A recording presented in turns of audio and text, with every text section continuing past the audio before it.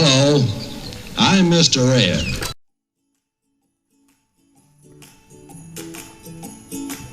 Hello, everyone, and welcome to the Sidney St. James Show. Well, today, I'm going to have a little difficulty in this presentation because, gosh, I went to the doctor, or actually to the dentist the other day, and he said all my teeth needed to be taken out. Ooh, I know. Ouch. Right? Well, I may kind of wisp once in a while or say a word you don't quite understand, but bear with me because I've been wanting to cut this podcast for the last 2 weeks. So, when I did 2 weeks ago, and the reason I say that is the show was talking about the consolidation of a small town of high schools and the damage it has done to the communities. Well, many have just withered away, and even some have disappeared. The broadcast was about Eagle Lake High School in Texas.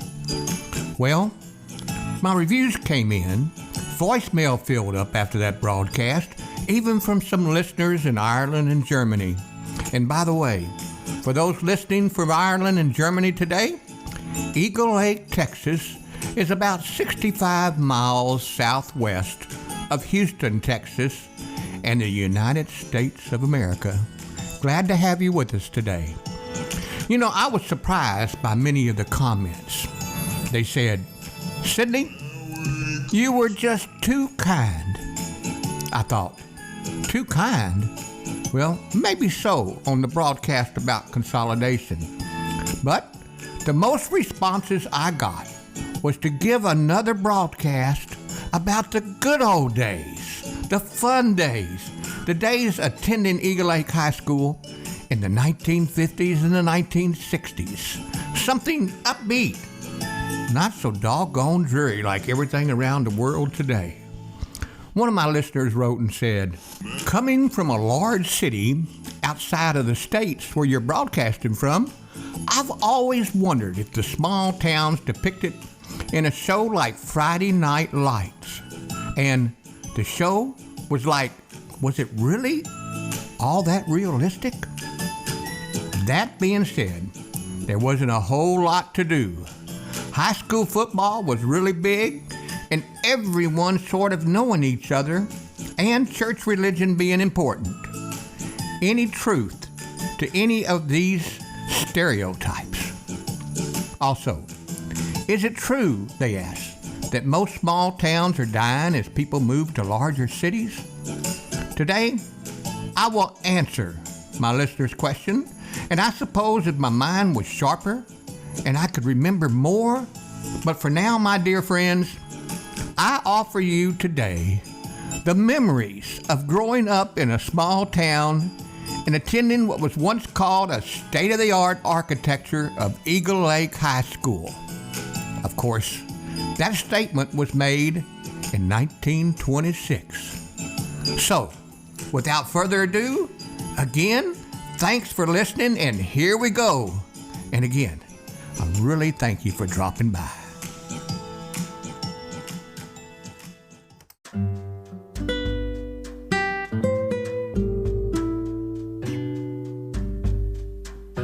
As I mentioned before, I grew up in a small town.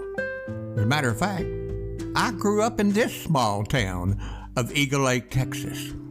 And for those who are listening to this broadcast today, there are so many high schools around the states, over in Ireland and Germany, and just all over the world. And I bet in the 1950s and the 1960s, pretty much everything that you'll hear today from these memories, you also have memories of. Except the places will have different names, and the people will have different names. But it's all the same. It was so much fun growing up in the 50s and 60s where everything seemed to be just so much more simple. The people in our town, and towns like mine, were the ones who did some of the hardest work in America, who grew our food, ran the gravel pit holes, and fought in our wars. We have always loved our country in good times and bad, and have always been and still are proud to be an American. I had the privilege of living most of my first 25 years in this small town. I have a confession to make, however. The confession is that I spent my whole childhood wishing, hoping, praying even, that I could leave and go to the big city only 65 miles away and make all that money. I didn't appreciate growing up in a small town, I guess, as much as I should have at that particular time in my life. I couldn't wait to get out and make it rich. I actually told myself I would never go back, which of course I didn't mean, but I didn't know that at the time. Now that I'm older, and I've been away a long time, I've realized I need to make it up to my hometown. So, the entire reason I'm doing this one of the main reasons I'm doing this podcast today, plus my good friend Louisa has asked me to do so more than one time. So I said, how can I disappoint my good friend from high school? I must emphasize that I wouldn't be who I am today if I'd grown up anywhere else. I know that small towns are not all identical, and everyone's experience is, I guess you could say, unique. Today, I am just drawing upon my own, but I'm hoping you'll see some of and appreciate more your own small town upbringing when you hear about mine. Now, my good friends, it's time to climb aboard my very special hot air balloon. Two students fly with their professor from Texas A&M University in a hot air balloon until it reached great heights in my novel called Omega, The Lost City of Altanova. It's a science fiction novel I wrote in 2015, of which I will take that same balloon now and increase the heat to take it higher and higher until it comes down and settles smack dab down into 1960 in this small town southwest of Houston called Eagle Lake. Splash! Well, maybe not smack dab in the middle of the town, but in the middle of the giant lake that surrounds the town. The stories in this podcast will touch on many changes that affected the residents of this small town in the 1950s and the 1960s. Changes in race relations, family mobility, music, cars, sports, religion, politics, and much more. Set in this small town southwest of Houston, Texas, Eagle Lake, its population no bigger than 3,500, the memories of simpler times, and explore what may be of lasting value for that era. Just the other day, one of my very best friends from class, Louisa, she's listening right now, I'm sure. Well, she called me up, even though it was accidental, on something we call nowadays in this technology Messenger, and said that I needed to do some real storytelling. Believe it or not, will be true with our starting in kindergarten together and graduating from high school together. Wow, those were and still are the grandest old days of our growing up in a small town. Stories deal with such varied topics as blue jeans, pizza, communism. I even remember the first Corvair in town. Do you? Elvis Presley, the British invasion, the Kennedy assassination, growing up in a segregated world, wet, dry elections, Senior Bridge, the quarter-mile marker just out past Senior Bridge, and the influence of a minister for a football coach, and why so many people in small towns are called by their first and middle names. Sidney Elmer, Billy Joe, Mary Jane, Billy Lloyd, Louisa Ann. Oh, yes, let's not forget my long-lost friend, Linda Nell, or Darlene Fay, or Kathy Jean, or Wanda Lynn, and, well, many, many more. Oh, and yes, Judy Fay. But at a recent class reunion, Billy Lloyd, a friend of mine and a player on the football team with me, walked up to me and said, "Everyone calls me Bill." And I said, "Excuse me?" "Yes, everybody calls me Bill." I said, "That's great. It's still good to see you, Billy Lloyd. It doesn't matter if you go months without talking to each other. Life is busy, right? We're busy. We're making families and raising kids and going to college and our jobs, and it can go on and on." Even my good friend in high school, Norman Clark. I bet a lot of you wondered, where is he at? Well, I'm retired, there's no doubt, but is Norman retired? No, I can tell you for sure, the rascal is not retired, but doing well. He's doing well. You know, our hometown pals, girls and guys both, will always and forever be our BFS. You hear that wisp? That's because I don't have any teeth. But anyhow, they remember when you got grounded for wrecking the car or sneaking out the back window late at night to rendezvous with your girlfriend or your boyfriend. Our classmate family knew what you looked like with acne, with braces. They talked you out of buying that ugly prom dress from a department store downtown. They cried with you when your 10th grade crush was spotted at the Rice Theater with another girl, or sitting next to a high school senior on the bus on a field trip. Yep, I told Louisa Ann he was way too old for her, but no, she didn't listen. But guess what? They've been married for over 50 years. In a small town, no one's never a stranger. Walking around in your hometown is like an episode of Cheers on television. Everybody knows your name. You can't even put gas in your car down at Meisen's filling station or at the mobile station on the corner of Main Street and FM 102 without running into your high school football coach, Ben Cobb, Fred Hightower, Coach Tilton, Coach Anderson, and Coach Newby, the preacher from your church, or your hairdresser.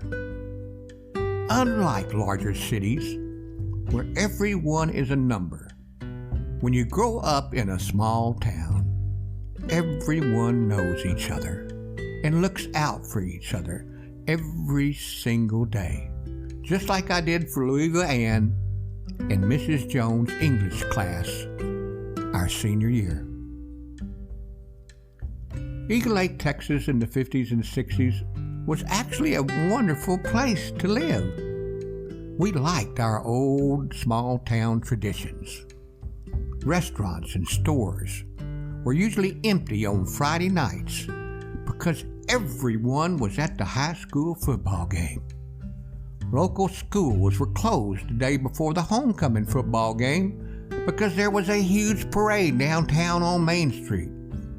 Neighbors and other citizens woke up early to claim their space along the parade route with lots and lots of lawn chairs. There were contests for which classes and clubs made the best parade floats. You know, I was doing a lot of photographs the other day in what I call my archive, to where I digitized all my pictures. I bet there are 12,000 pictures. And every single set of those pictures during the time I was in the Eagle Lake High School era were pictures of parades. The parade in 1955, I got all the pictures. 1958, 1960. I even have pictures of all the girls from 1959 as they competed in the Miss Swimming Beauty contest at the Eagle Lake Pool. You know, there were contests which classes and clubs made the best parade floats, and the prize was bragging rights all the way until the following year. It was like the movie Friday Night Lights, minus all the drama. There was also a big old bonfire behind the bleachers at the football field later that evening where players and coaches talked. And yes, all the pretty cheerleaders would leave the entire town in yells. Back when I was growing up, they were Patty and Frances, Louisa, Anna Dean, Patricia, and Kay Beth. That was when I was a senior. You know, in a small town, you recognize and you value authenticity.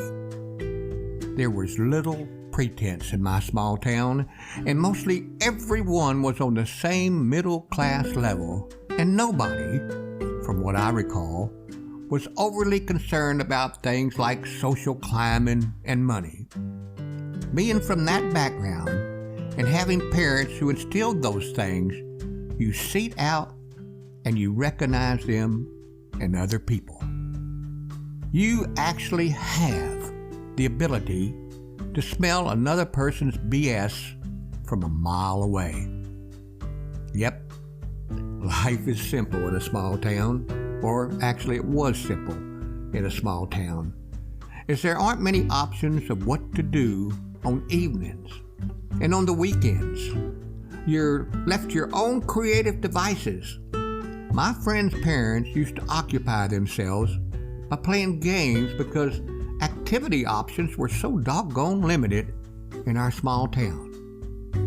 When I was growing up, my friends and I jokingly referred to Eagle Lake as a drying up ghost town. Little did we know that would happen many years from then, or almost happened. We felt there wasn't enough opportunity in a small town and couldn't wait until graduation so we could get the heck out of Dodge and start anew somewhere else. I've driven past my childhood home several times in years past, and even though the renters are trying to take care of it, it doesn't look the same without my dad's car in the driveway, or my mom's flower pots hanging outside, or Daryl, Warren, John, and I throwing the football on the large empty lot next door, and our friends Bob Mullen or Freddie Walker or Morton Parker and others coming across the street and joining in on all the fun. The saying about not knowing what you have until it's gone is true. But before we touch just a bit on a lot of memories that are common with others who grew up in a small town, let's hear a few words from my sponsor because they help me keep the lights on. We'll be right back. Have you heard about Anchor.fm by Spotify? It's the easiest way to make a podcast with everything you need all in one place. Yep, Anchor has the tools that will allow you to record and edit your podcast right from your phone or your computer. And best of all, Anchor is totally free. Download the Anchor app or go to anchor.fm to get started. Okay, thanks everyone for sticking with me, and we're back. And now it's time for the rest of my story. It's Saturday night, 1964, and KTSA Radio AM is turned up loud at the Dairy Delight. I recall my life in this small town back in the days when you had to make your own fun. It often caused some trouble in the process.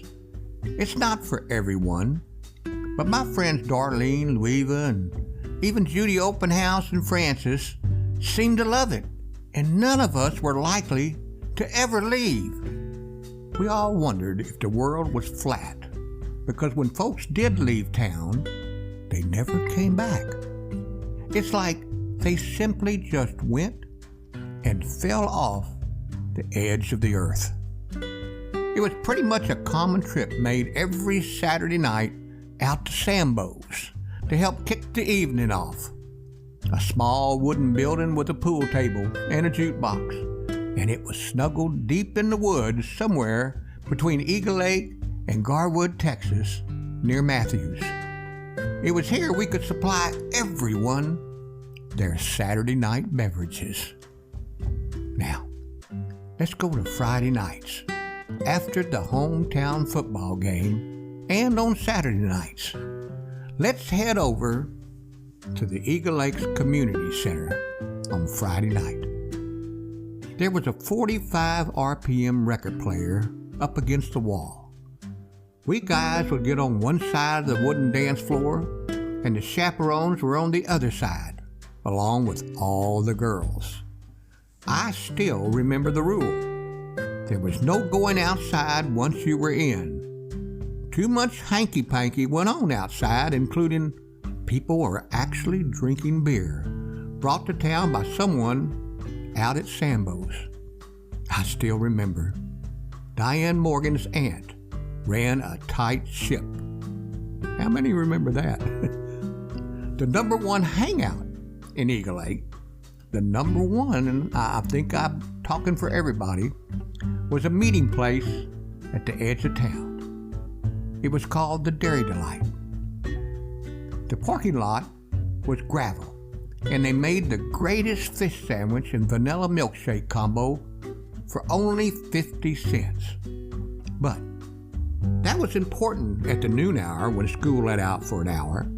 It got its reputation as the meeting place for all of us and anyone who came to town looking for a race at the quarter just out past Senior Bridge. It was known back then that Gene Epps had the fastest car in town. Everyone from the surrounding communities would come over to Eagle Lake and bet a 10 spot on the race. This is where the second fastest car in town would go with his car full of girls to the race. I wonder who that person was. There's a little history behind this second car. It was mine. It was a 1954 Ford with 21 speakers built on the inside and a toggle board under the dash that could turn some on or off, all the same, including one under the hood.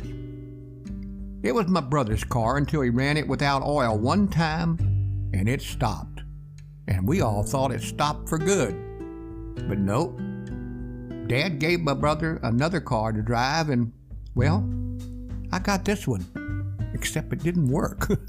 Well, after he got my brother to his car, my car, the 54 Ford, had a big 223 cubic inch V6 under the hood. Well, all the new 1964 cars were like the 64.5 Mustang, had a big 8-cylinder, 289 cubic inches. No doubt, it could outrun a lowly 223 cubic inch 6-cylinder car, right? No one else but my dad, I guess, and his best friend, Charlie Braden, and him, had the heads grinded down to make it a very high compression engine and put a 4-barrel carburetor on the engine. Well, not one race lost. To all the visitors from East Bernard and Columbus and Weimar and Schulenburg that might come visiting Eagle Lake, Texas. Well, I'm not being totally truthful on never losing a race. There was one race where we lined up at the quarter. Larry Weezy was out in the middle of the road and he was holding his hands up between both cars. somebody had come to town with their hot Mustang. We were really revving our engines and making all sorts of noise. Larry dropped his hand, and the other car went zooming down the road. I sat there, and all I heard was a clanking noise, and leaned out and looked out my window, and the drive shaft of my car rolled down into the ditch. Yep, I did lose that particular race. Let's move along now to another memory, the Rice Theater. We had a great theater in town, and it was another Saturday happening place with a new movie coming to town. The name of this movie was called The Day of the Triffids. Now you'll have to really put your memory caps on to remember that particular movie. Well, I believe it was the Seaholms who were the owners of the theater at the time, and they went and planted sunflower seeds in little pots. We went to the grand opening of the movie. We each got to take one home, a baby triffid plant, or at least they looked exactly like them from the movie. Now, you've got to understand, when we were young, we were also very naive. I actually thought it was the real plant that would grow out of the pot with legs and, well, just start walking down Main Street. Oh, and let's not forget the time on a Saturday night we announced before the show started to look for a prize under the seats. No, it wasn't someone's gum stuck. It was a small envelope with some silver quarters in it. We didn't think about hanging on to the silver quarters for later in life. Wish we did, however. And there was the grand opening of the movie Around the World in 80 Days. And the theater gave a grand prize drawing for a drive around a Model A replica go-kart. Oh, gosh, I wanted to win that Model A so bad back then, but I didn't. My memory won't let me know who did win it, but I sure wanted to. Let's head back now over to Main Street. Part of the route with us driving all over town, through downtown, and out to the Dairy Delight was one big circle in the town. But on this circle, let's stop for just a second and talk about Main Street. Back in the 1950s and 1960s, Eagle Lake had a great booming economy on Main Street. Every building had a successful business that people went to. We seemed to always have grocery stores. Two of them, Miller's Grocery, where I bought my Rolling Stones 45 RPM record of I Can't Get No Satisfaction, or Wilcox Grocery, which seemed to move every few years, and Austin's grocery store on the corner where today stands Buc-ee's. And let's not forget Walker's. Walker's was the greatest meat store in town. Then, of course, there was my grandfather's hardware store, A.J. Struce, or my classmate's father's hardware store, the Spallingers. Then two drugstores. My classmate, Tony Ballas's father, had one called the Rice Drugstore. And David Years, another classmate's dad, had the other one, the Eagle Lake Drugstore. And, of course, early on, I used to go in Beckman's drugstore, but gosh, the tobacco smoke and cigar smoke was so strong in there growing up, I couldn't stay very long. And there were two auto supply houses, the Main Auto Supply and the Western Auto Supply. And that one was run by Robbie Locklear, another classmate's father. And lastly, let's not forget the best hamburger steaks in the world from any of the three greatest cafes in Southeast Texas.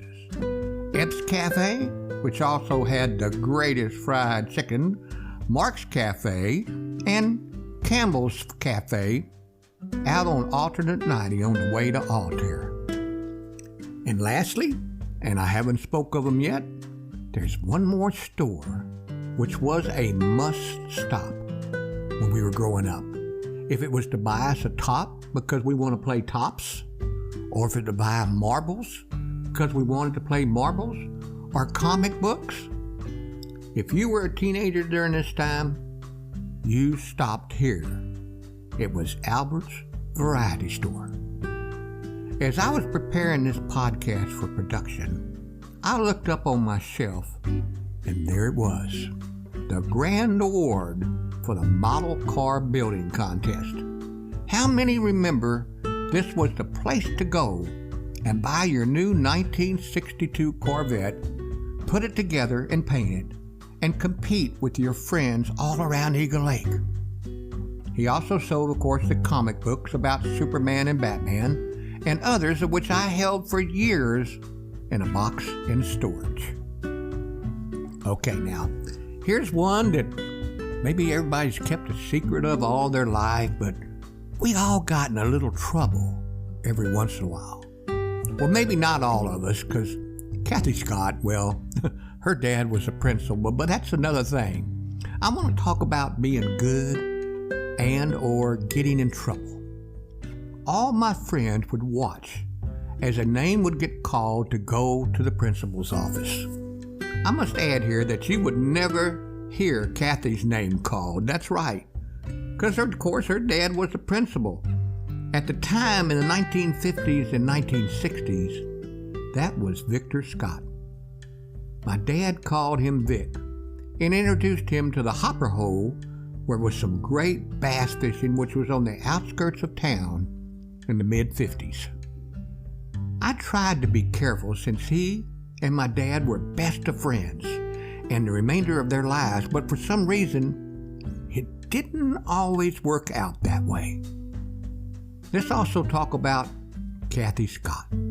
Kathy Scott is also a member of my class. Went to school with her in kindergarten and well, not quite kindergarten. Yeah, I did go to school because that's about when her dad came into town and graduated with her. She now lives over in Columbus.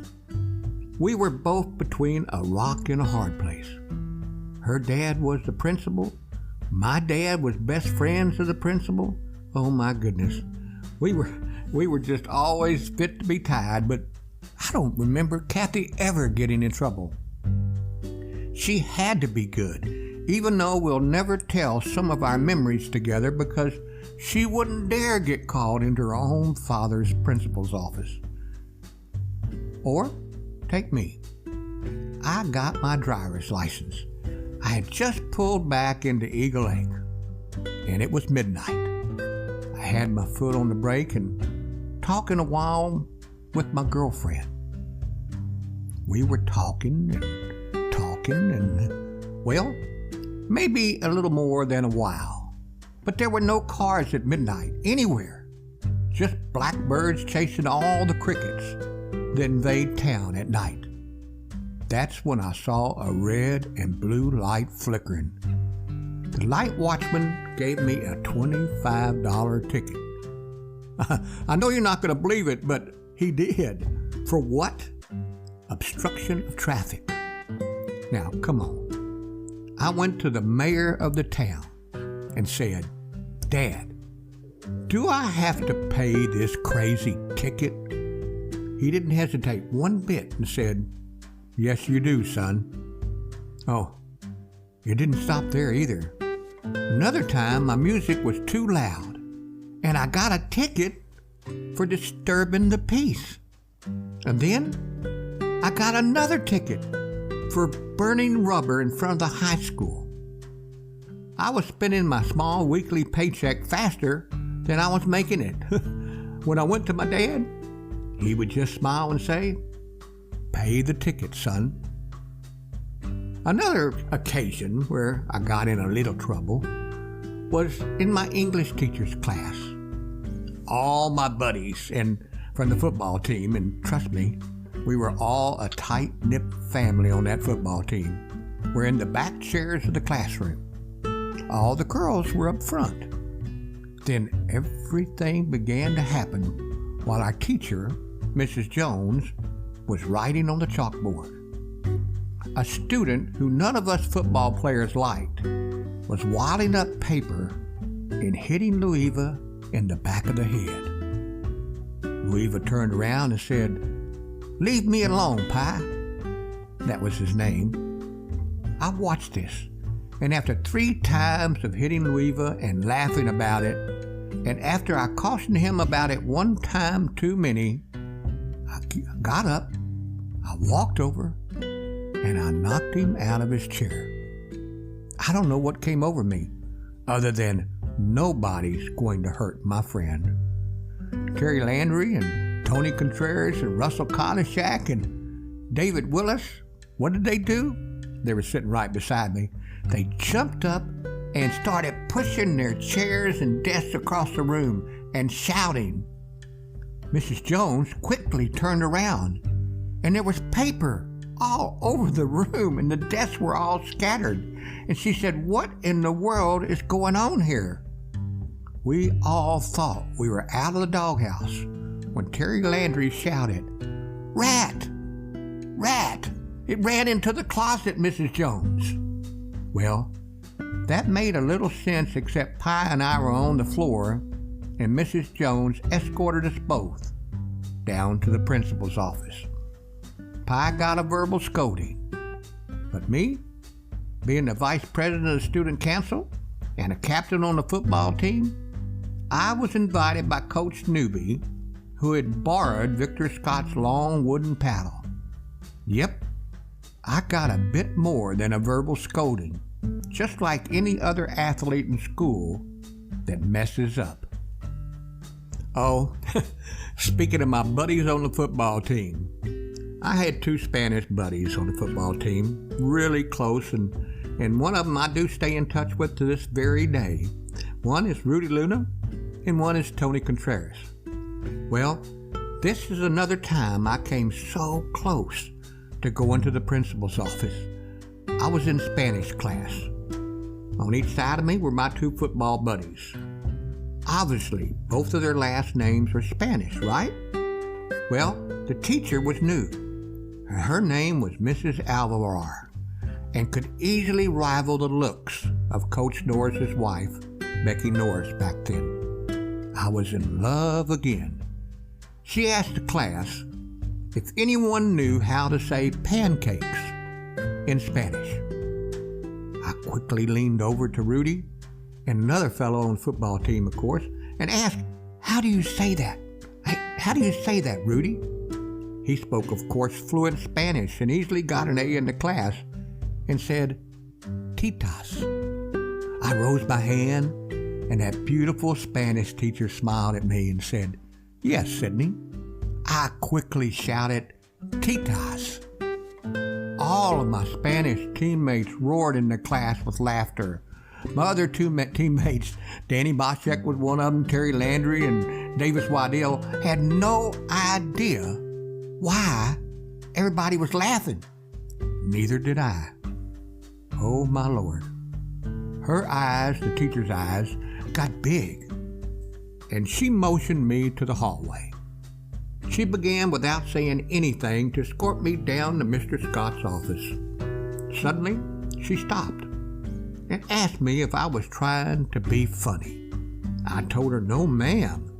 She again asked, "Do you know what you just said? And I need a truthful answer, young man." I said, "Yes, ma'am. I answered your question. I said pancakes in Spanish." She asked, "How did I know that?" But all I did was keep my mouth shut, because I was supposed to know that myself. Then she said, "Did Rudy Luna or Tony Contreras give you that answer?" I said, "Kinda." "Do you know what you said?" "I guess not." "You said boobies." Oh my God. I think I didn't speak to my friends on the football team 1 time for the rest of the week. However, we laughed it off a week later on a Friday night with a game against East Bernard. And next, I know it's been a long time since you thought about your days during Halloween, or the new teacher in town. Now, when we go from the 8th grade to high school, girls are no longer yuck to us guys, and the same is true for the girls. But when I was a freshman, we all would go out trick-or-treating. Some weren't really nice trick-or-treaters as they threw eggs.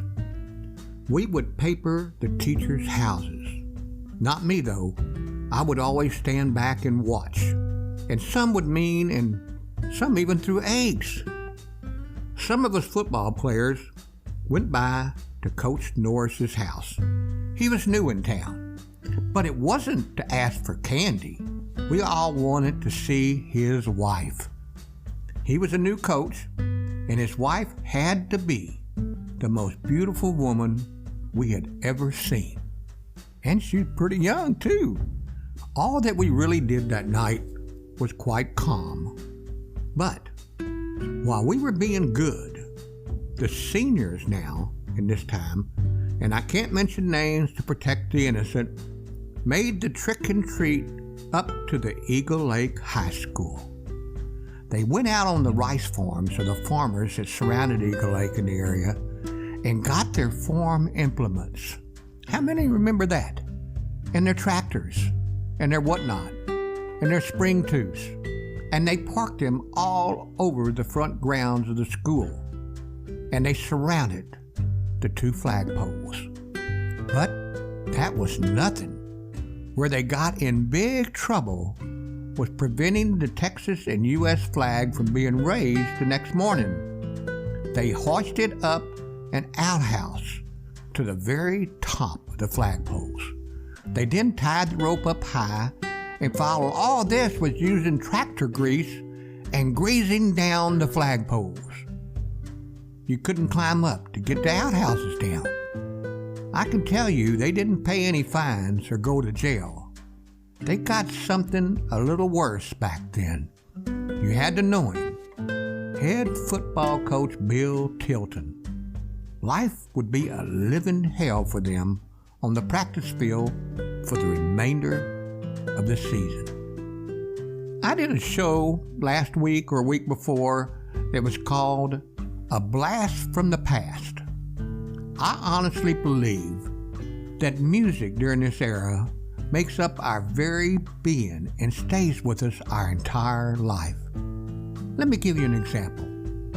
When they play I Want to Hold Your Hand by the Beatles, and on an oldies radio station like Cool 99 Radio in Austin or KTSA Radio in San Antonio, do you know where you were?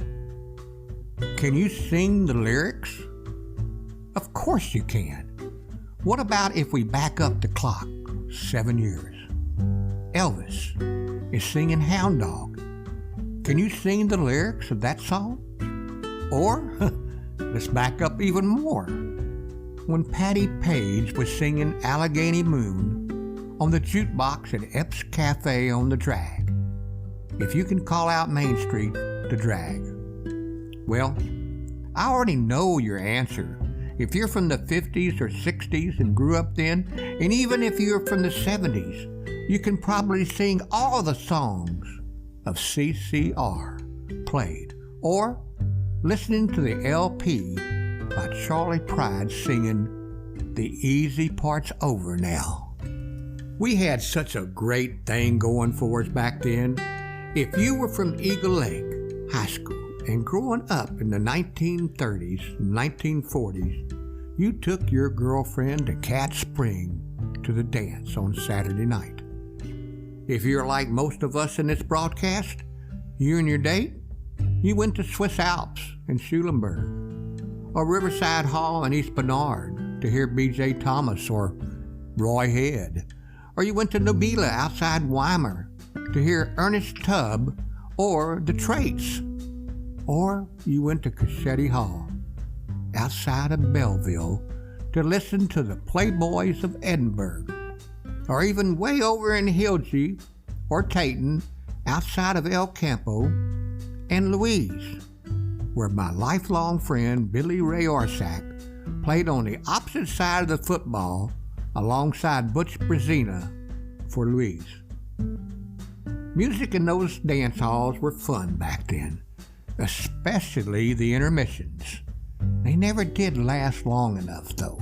Gosh, I suppose I could just keep going on, and many of you can relate to a lot of things I've talked about.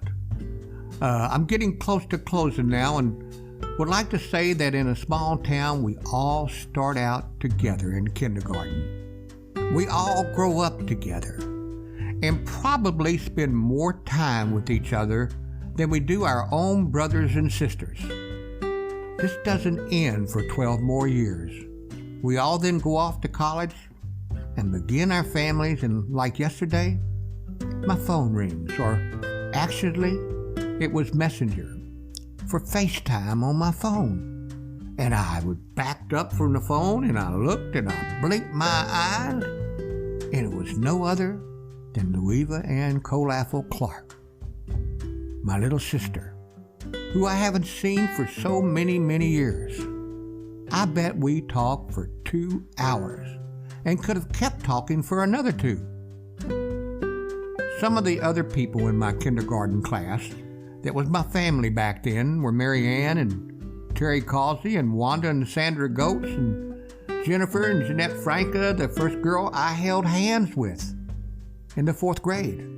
There was Harry Todd and John Birdwell and John Pilkington and Charles Brazier and Pam Derrick and Wayne Bushell. Let's not forget Leandro Sosa and Meyer Drumgoole. And, well, the list does go on, but I don't have that good a memory, and heck, doing the podcast, I guess I just were on the tip of my tongue, but gosh, it just struck me in my head. I'm talking all about the 60s, but I wanted to leave one more thing with you, because as my podcast does come to a close, I remember one thing that none of you ever knew happened. When we were graduating or moving the 5th grade, which we did, over to the high school building. Oh, was that a big building, right? And we were on the far end of the building. It was my first day in the 5th grade, and I was standing on the corner on the sidewalk. And this fella must have been, he was a giant of a guy. And it was Billy Uzel, who played for Texas A&M in football, but he was the captain of the football team and the basketball team.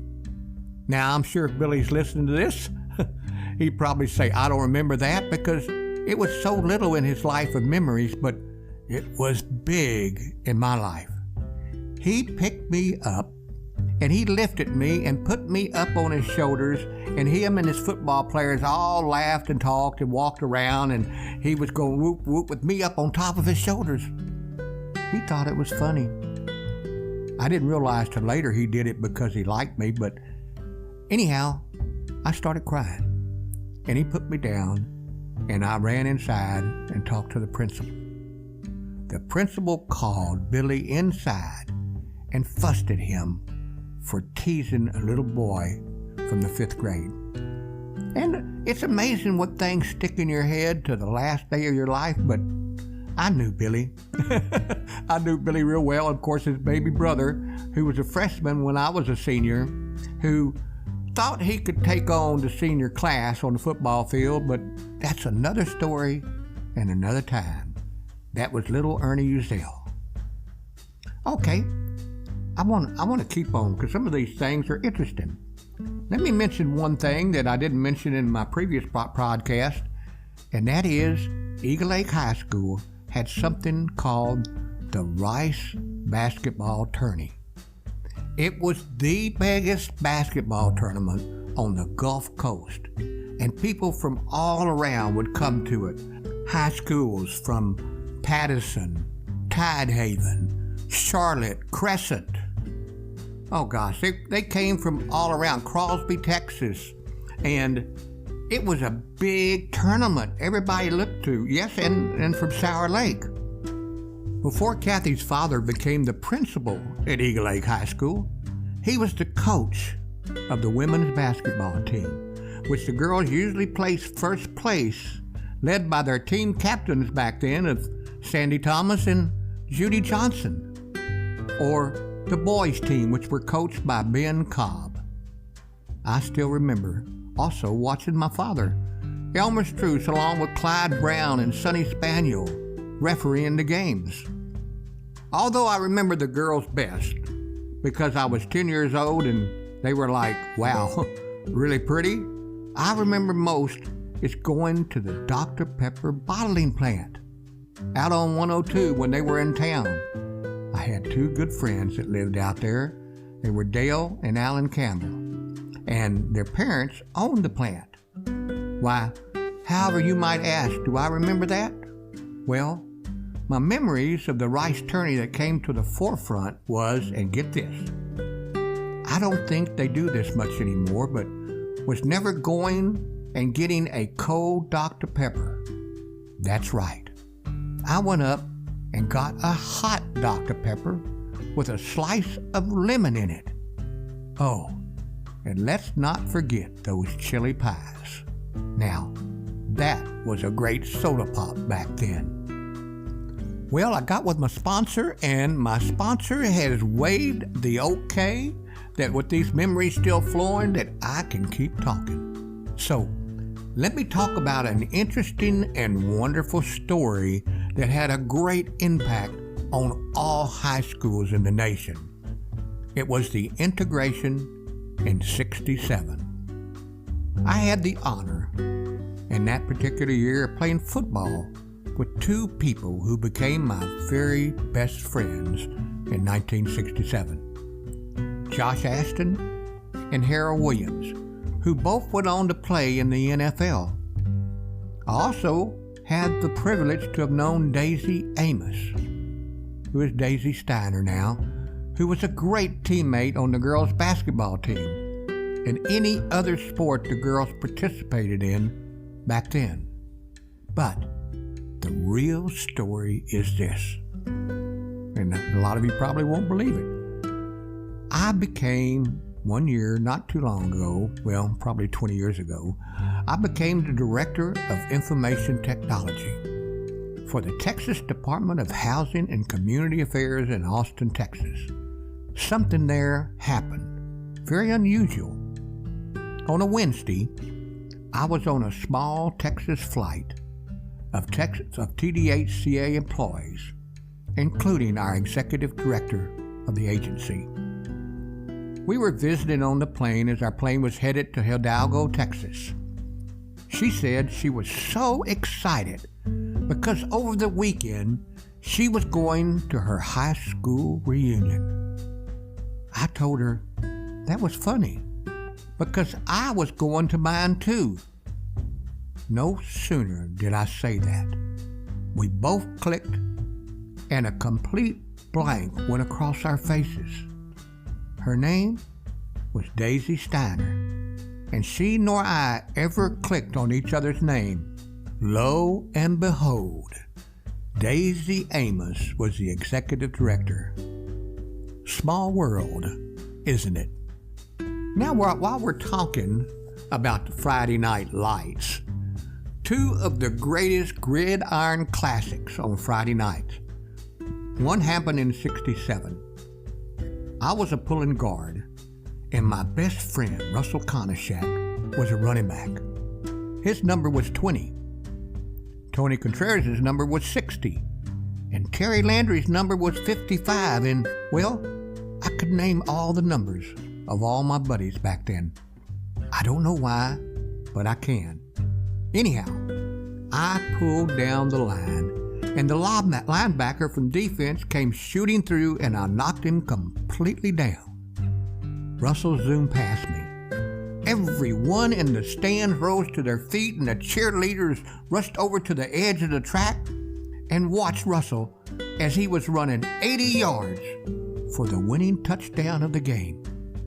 I laid in the mud and the slop and felt proud to have got such a good block, only to see a complete hush go over the hometown crowd.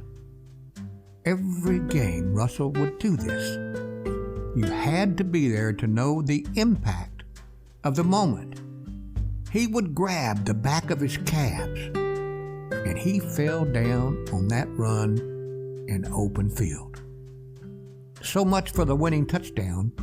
I kept telling him he really needed to take more salt tablets. 1 year later, our football team should have taken the state championship, but a few injuries in the playoffs, and it wasn't to be. But on our last game of the season, 2 guys from the other high school in Eagle Lake, E.H. Henry, was on the ELHS team, the ones I spoke of earlier, Josh Ashton and Harold Williams.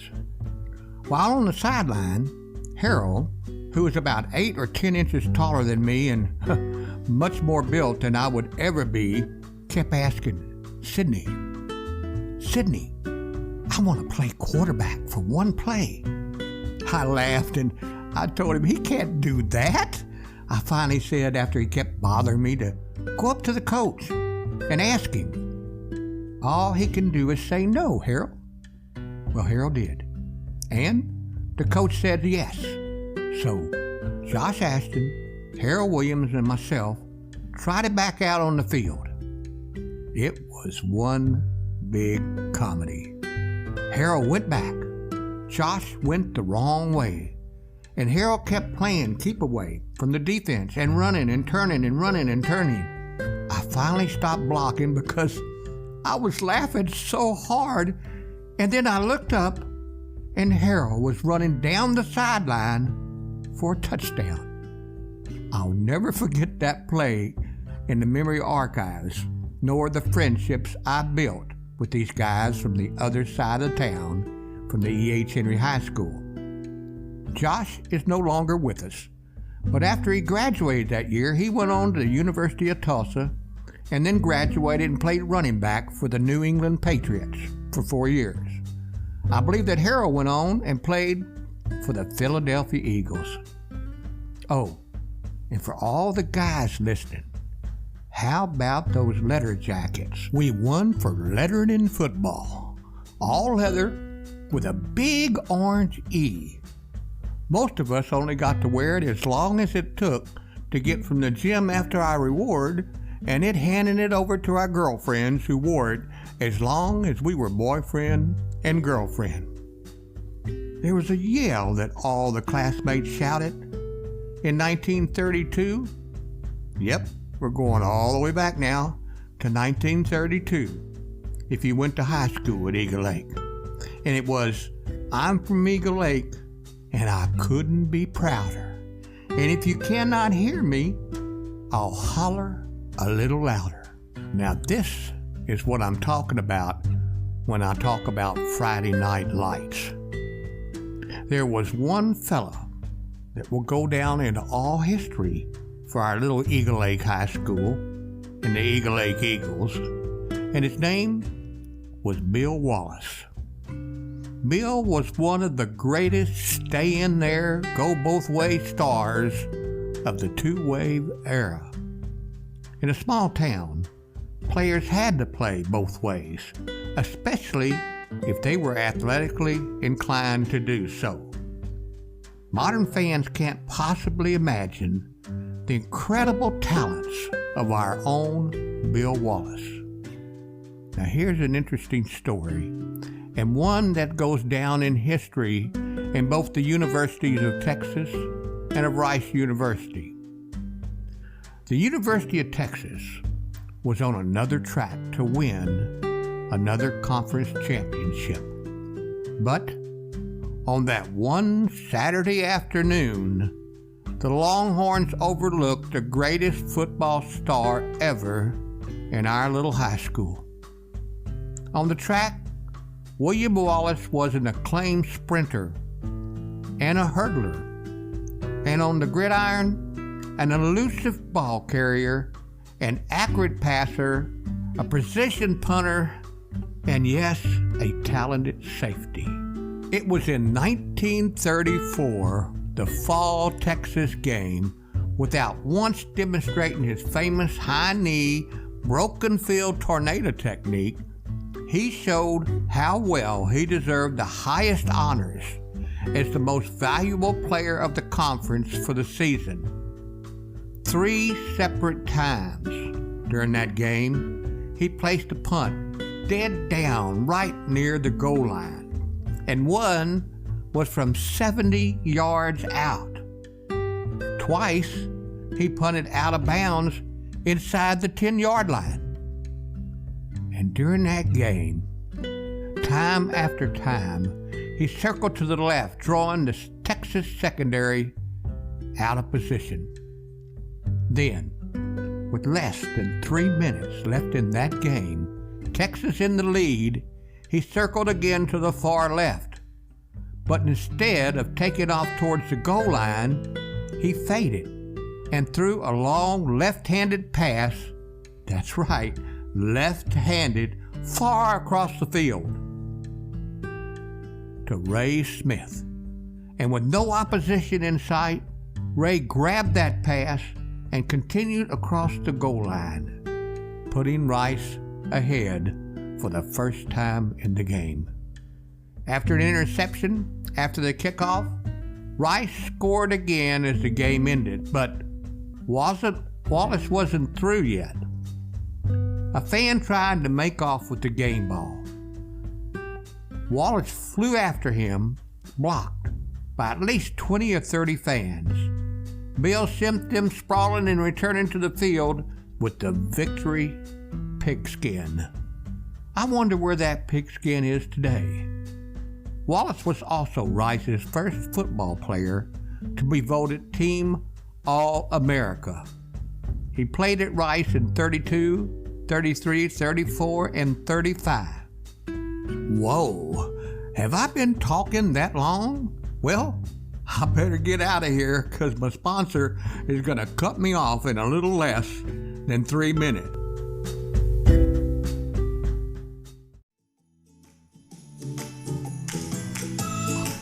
Well, that does it for me today.